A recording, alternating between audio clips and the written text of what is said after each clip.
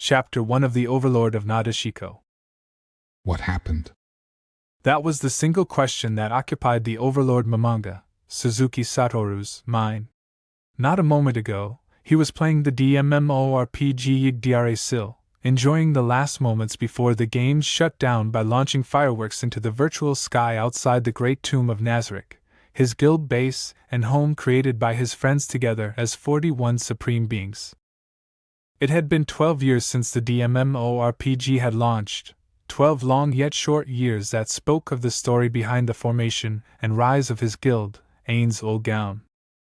However, when the very second the game would shut down, the last remaining guild member and guild master, Mamanga, found himself surrounded by trees in an area very much not the swamps of Helheim, more similar to a forest.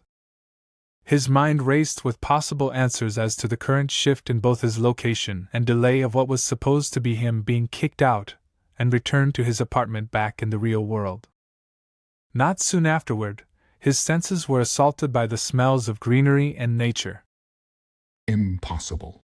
His voice escaped his open jaw, lacking any lips to speak of due to his skeletal nature as an undead overlord. But even that lone sentence surprised him, that his own voice would change into a deeper tone, in high contrast to his higher-pitched voice from before this transition. Panic began to rise. What was happening? The GM call wasn't available. His interface vanished entirely upon arriving here. His senses, aside from taste, had elevated to the point of realism. He decided to do a desperate bid. This is illegal. I can't be confined here. It's against my will, he shouted out. In Yggdrasil, this certain line of words would have been recorded by both the game and his own headset. It would have prompted a response, even if it were an automated one. But there was nothing, which increased the likelihood that he wasn't in Yggdrasil anymore. He felt something trigger, calming him and suppressing his peaking emotions. At this point, there wasn't anything he could do. At the very least, Mamanga felt that he could still cast tear magic and his abilities still functioned. He took a moment to examine himself, the divine-level robes, magical rings, and other equipment that he worked for still adorned his undead body. He was quite tall, easily dwarfing his previous human body by quite a margin, though that was by design. The guild weapon, the staff of Ain's Old Gown, could be felt in his grip. He released it, letting it float for a moment. That made him uncomfortable, and he grasped hold of it once more, almost feeling the weapon's eagerness to be of service to the guild leader of Ain's Old Gown. Another time. For now, I shall keep you safe. Mamanga spoke, and with a thought, a small black void appeared near his hand as he stored the staff into his inventory, mentally acknowledging its presence within the pocket dimension as the void vanished upon retracting his now empty hand. While the presence of the staff of Ain's Old Gown would dissuade PK heirs, Satoru felt that very few would PK at the end of the game. Now, he glanced around, searching for a suitable dummy target, and spotted a boulder that would serve fine for an experiment. A vast library of spells could be easily accessed with but a thought, their effects and mana costs recalled with ease. The Overlord raised his finger at the boulder. Lightning. Instantaneously, a bolt of lightning shot forward and impacted the boulder, causing electrical currents to frizzle out as the rock split apart into pieces. Mamanga barely felt any drain for using such a low-tier spell. My spells work. Inventory works. Now to figure out where I am, he said, looking up to the crystal blue skies with occasional white clouds, reminiscing in a bit of nostalgia. Blue planet. Did love nature. It truly is a wondrous sight, my friend, he remarked. Mamanga cast Fly and Perfect Unknowable, the former easily identified while the latter a higher-level version of invisibility. He floated above the treeline, his gaze now spotting the horizon and the far-seeing details. It appears that he had been transported to a lush forested valley in a rather mountainous region, notably, there are 3 massive hilltops with steep slopes, all close together to form a singular line within the valley's center. Furthermore, these hilltops had civilization on top of each, connected by bridges made of brick, which hung over the gorges between each hill. The lowest elevated hill had what seemed to be the least defended construction, appearing to be mostly houses of brick and wood, perhaps a residential area? The middlemost hill was the largest, with stone and brick buildings and walls on top in the appearance of a stronghold. It would have served to be a decent guild base in Yggdrasil's Midgard for lower-level players. Lastly, the third hill, not having the same width as the others, was the second tallest. Also walled, with buildings of the same design as the middle. The architecture for all the buildings for these hills appeared to be a mix of Western and Eastern design, with more focus on old Japanese aesthetics, while its defenses took a European approach. Of course, to a player with fly, it would be easy to enter without any aerial protections to guard against such intrusions. Should he risk investigating the place? There was no guarantee as to who or what could be awaiting him. An explosion nearby drew his attention. Momonga could easily spot the pillar of smoke rising from the forest below, not a kilometer away. A PK? Or a mob? His curiosity got the better of him. With Perfect Unknowable still active, it wouldn't be so easy to be detected before Momonga could escape with teleportation spells. He flew over to the direction of the explosion and spotted supernaturally quick moving figures, at least compared to normal humans, but not matching the speed of mid-level players. Momonga floated back down to the ground to investigate more closely. A clash of metal resounded through the battleground as he finally could see the conflict in its fullest. A single question came up from Momonga. Human ninja? He said to himself. Perfect Unknowable would make any sounds he spoke to be completely muffled. There were 4 human combatants, 3 males fighting against a lone female figure. They were all dressed in garbs befitting the stereotypes of thief-type classes, though the words spoken were related to ninjutsu. However, the ninja class had a prerequisite of level 60, and required multiple classes in the assassin's subcategory. The combat displayed here didn't match that level, more accurately to say it was more in the lower levels. There was also a strangeness to them.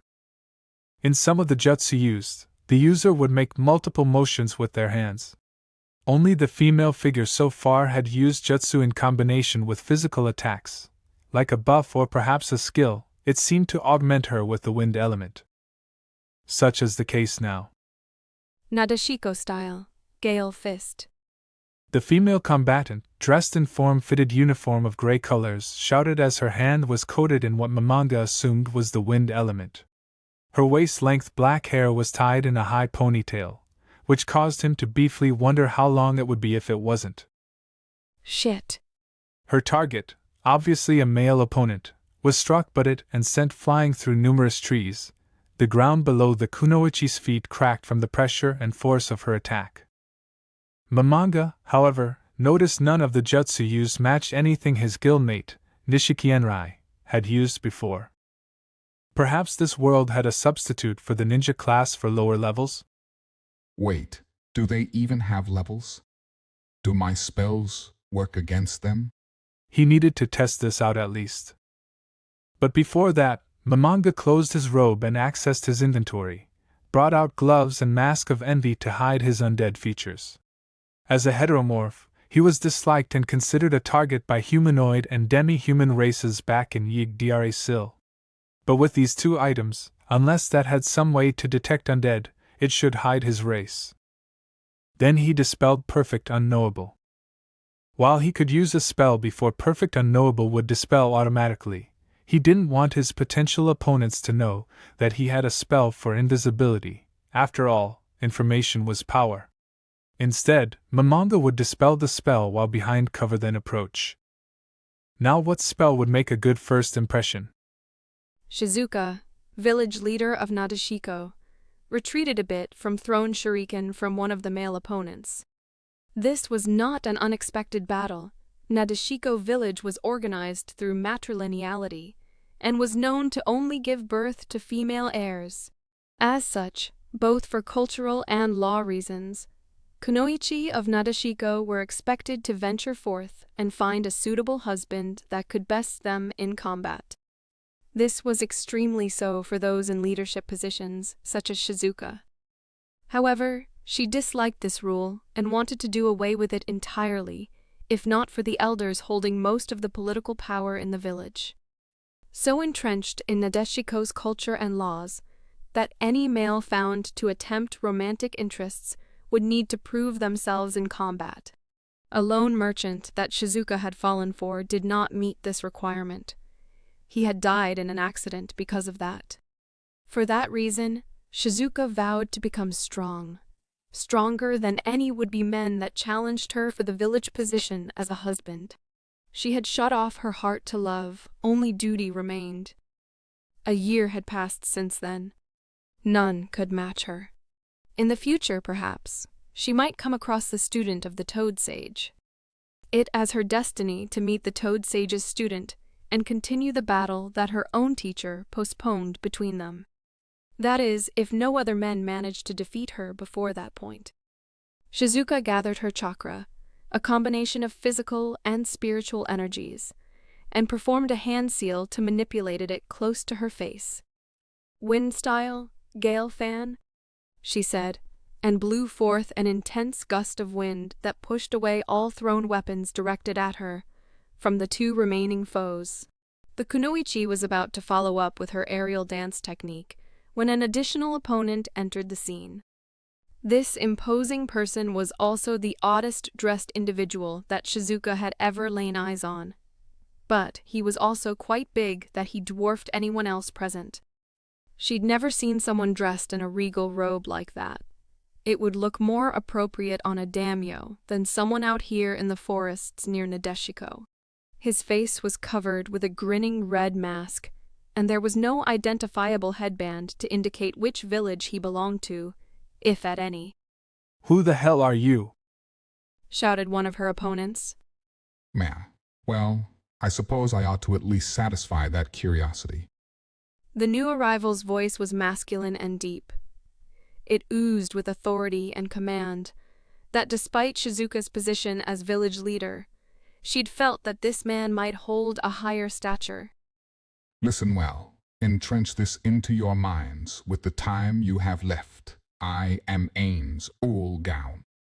He finished his announcement, arms raised like his name itself was a proclamation. "Ha, that's a ridiculous title," one of the men commented. It happened quickly. The figure known as Ains Gown raised his gauntlet, directed at the insulted, and spoke the words. "Dragon lightning." Outward came lightning in the shape of a dragon. The man tried to avoid it, but it struck him anyway. His screams cried out as his body became but a smoking ruin of a dead man. Shizuka looked concerned. Ains Gown's jutsu had occurred so quickly and without the need for hand seals. It was similar to the jutsu she'd known about before, water-style, water dragon jutsu, but obviously of the lightning style and smaller scale. "You bastard."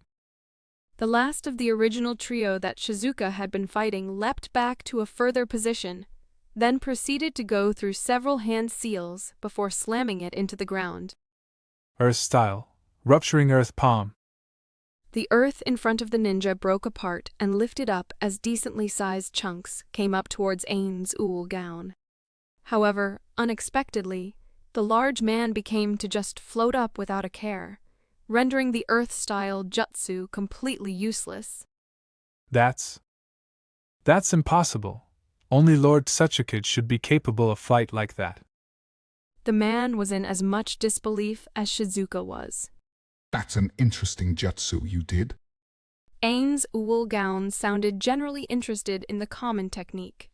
"However, you have made a slight against me, and seeing how you are of the same faction, you will suffer the same fate." "And no, wait." "Dragon lightning." The same technique without hand seals, twice in a row. And again, it killed the ninja. How much chakra did Ains Gown have to do that? Shizuka considered the power behind those lightning-style jutsu, considering her own abilities and physique. She could probably survive being hit by it at least once or twice, and she probably had the speed to avoid them. After all, she was stronger than those ninjas, who had to gang up on her to even present any challenge. A leader of a ninja village, like with others of the same, was notably the strongest. The problem is that Ain's gown didn't even look like he broke a sweat, and his true strength was hard to gauge with what little she saw. She weighed in her options, but the outcome was obvious. Still, Shizuka refused to simply surrender and accept destiny. They had died so easily to mere 5th magic. It was quite disappointing, and also very underwhelming considering his prior knowledge of the ninja class in Yggdrasil. He was already thinking of a number of theories to explain why it had been as simple as killing off low-level noobs, ranging from that low-level explanation to wild theories as to the power scaling that this world held. Not to mention how emotionless he felt in killing humans, even if they had mocked the name of Ain's old gown. Truly his humanity was lost to him. In the end, Suzuki Satoru pushed it aside. He really needed more information to go on. Thankfully, his show of power may shock and awe the girl to surrender. Simple questions and answers will do after that. He avoided targeting her, as not only were they men and the woman were opposing each other, but she lacked the same headband designation they all carry, a different design carved into the metal. He floated back down, deactivating fly, and looked at the woman and began speaking. Now, I recommend you surrender. I refuse, as leader of Nadeshiko village, and according to both its laws and heritage. I cannot surrender to a man without having first been defeated in combat, she answered so matter-of-factly. That's dumb. Well, it wasn't so dumb when looking at other mythologies, some even in Yggdrasil, but for a real world it was dumb. He felt something suppress the emotions from the lunacy of what he heard. Is that so? Well, let's make this quick then. He'll use some lower-tier spells shouldn't kill her. She charged at him. Ains felt a mediocre of respect towards her. As a magic caster, he'd be weak in close-quarters combat against the warrior or thief-type classes. Unfortunately, the weapons that she held did not seem like the quality to pierce through his high-tier physical immunity, which negated all damage from physical attacks below level 60. Which was initially also the reason behind his concern for the ninja class requirement. Nadeshiko style. Aerial dance. The incoming kunoichi proceeded to throw a continuous barrage of kunai, which, while mildly impressive in their quantity, merely tapped off Ain's clothing with no damage done. She stopped her assault when she realized that her weapons did not affect him. Let's use third tier, fireball. A ball of flame formed and fired off towards his opponent, although, unlike those men before, she'd avoided the spell. So she had the speed to escape from a low-level to magic spell, though the fireball still exploded into its area of effect radius. She got a little burn from it, but seemed otherwise unhindered. So, was this woman higher level? Could she handle 4th tier? What about the same 5th tier as before? Didn't she mention being the leader of a village? That might explain her being stronger. A few more 3rd tier spells to investigate. The kunoichi continued her approach, likely to do a melee attack, possibly enhanced by the wind element from before? Slow. Ains went for a basic movement debuff. A brief appearance of a spell circle appeared in front of his hand. Her speed took a notable drop. Lightning. A bolt of lightning escaped his finger, and due to the earlier debuff, it struck her, electrocuting the girl in a flash of blue light. She kept standing after it expired, though, a bit shocked, was combat able and continuing her prior charge. He appreciated her stubbornness and durability. It was quite enlightening. The girl leaped, her leg enveloped in what he recognized as the wind element. Nadeshiko style, roaring hurricane kick. She attempted to strike at him. What an elaborate name! He moved to the side, avoiding the attack. It struck the ground and formed a crater. She spun, the wind element already at her fist. He ideally noted that her physical attack attribute must be significantly higher than her defense for her to cause such environmental damage. A minute max, perhaps? Well, he should end this quickly. There were questions to be answered, as enlightening as this had been. Maximize magic. Magic arrow. Ains said, like with slow. Another visual effect of a magic spell circle appeared in front of his hand. With the metamagic maximize, magic arrow will do the max amount of damage it is capable of when it hits. However, since it is only a first tier spell, that wouldn't be much. However, Ains could use up to the 10th tier, and magic arrow shoots as many arrows up to how many tiers the player could use. If he had added boosted metamagic as well, its damage output would have been significantly enhanced. 10 arrows launched. The close proximity of melee range did not give her the time to avoid them, and they pierced through her exposed arms, upper chest, and through unarmored segments. She fell to the ground, and began to stand again to fight. Ains put up his hand in front of her face. Stay down. You have lost. She bit her lip, blood oozed from her wounds. I accept defeat. Good. He looked over her. She wouldn't do much good in answering his questions while in constant pain. He reached into his cloak, hiding the use of his inventory, and pulled forth a minor healing potion. It was a low-grade item, used by new players to restore health, but was useless to an undead like him. Drink this. She stared at the item. Blood? What? No, it's a potion. He corrected, earning a blank stare. It restores your wounds. Very well, husband. She took it and proceeded to drink. Good. Wait, husband. Ains replied in shock. Remarkable. She watched as her wounds closed with a gentle light, her injuries gone entirely, as if never present. The kunoichi stood up. Allow me to introduce myself. I am Lady Shizuka, village leader of Nadeshiko. As per my village's rules, when we are defeated by a man, they are to be taken as our betrothed, returned to the village, and married into the village. He felt his emotions peak immediately before being suppressed. That is quite illogical. It would take someone with ill intentions to marry their way into the village to gain power. He commented. It is our way of life. Shizuka replied. And you are now my husband, Lord Ains Gown of Nadeshiko. His emotions were suppressed again, preventing him from losing his calm. Not a day in this new world and he was already supposedly married to a curvy, black-haired woman with a half-exposed breast ninja uniform. Pero Rancino, this is your fault somehow, isn't it?